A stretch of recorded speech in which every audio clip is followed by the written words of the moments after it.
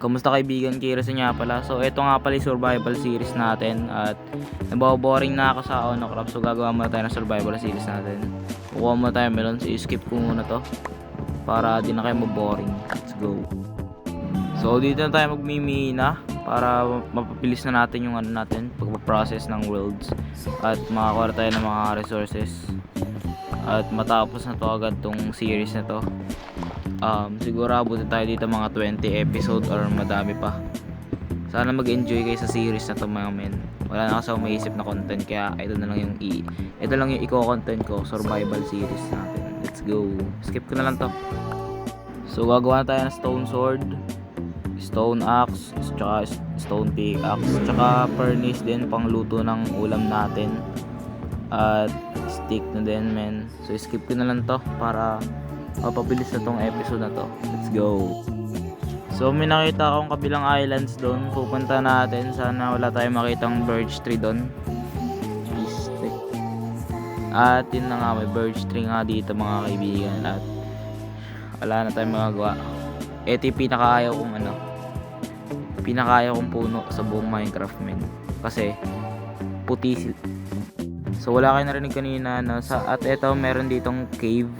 Siyempre di natin papasukin yan. Ang laki niyan men. Yung maliit lang sana na cave.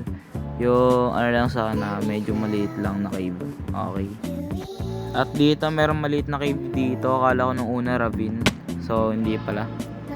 Wait lang, ravine ba tawag dito or hindi ko alam. So at may nakita tayo dito, nahulog pa tayo. Yawa! So babalikan na naman natin yun. Takting yun. So nakuha ko na nga pala yung mga items ko no?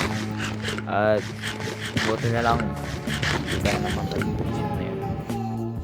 Iminahin ko na lang itong mga coals na to kasi kailangan natin to pang luto.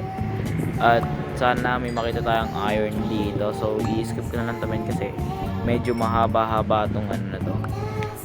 Pagmimina natin sana may makita tayong iron. Let's go. So akin na sana ako men at may nakita bigla akong iron at ayun siya. So babalikan natin yan men.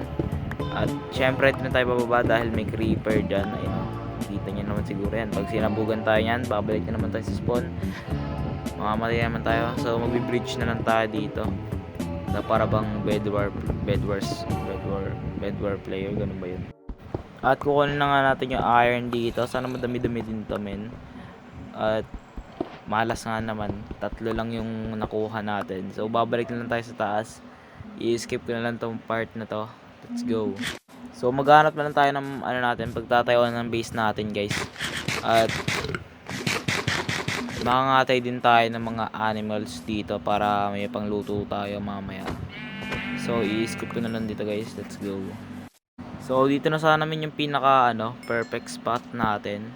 At lagay tayo ng bed, spawn point, tas lagay tayo ng crafting table. Alam niyo naman siguro yung combo na yan.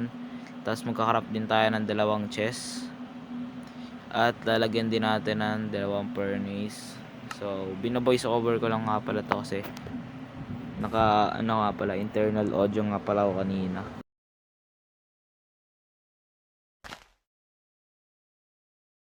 Lalagay din tayo ng chest dito at saka ng torch. Yan, and then matulog tayo. Yan, let's go. So i-skip na lang to guys. Let's go. Kung na-enjoy mo tong video na to men, please follow me and like this video at mag-comment ka na. Let's go.